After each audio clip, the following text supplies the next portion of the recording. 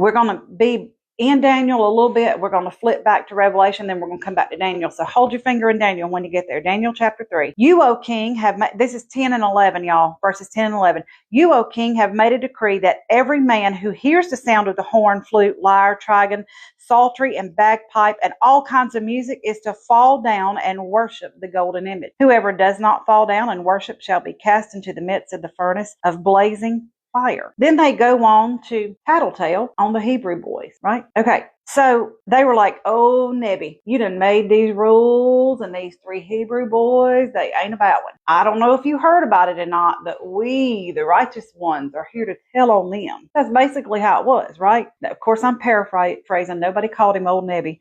But anyways, jump over to 16 and 17. Shadrach, this is after the king had addressed now the 3 Hebrew boys. We're Daniel 3, chapter 3, verses 10 and 11, and now we're jumping to 16 and 17.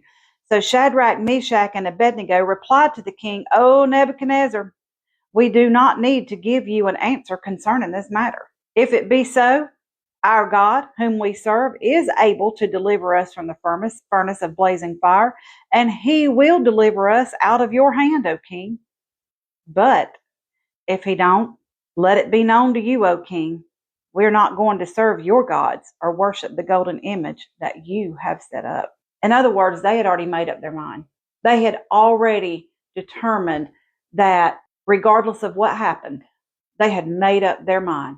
They didn't have a clue what their what next was. They knew the rule. They knew the rule, you don't bow, you burn, right? They knew that. They were just like, the God we serve is able to deliver us.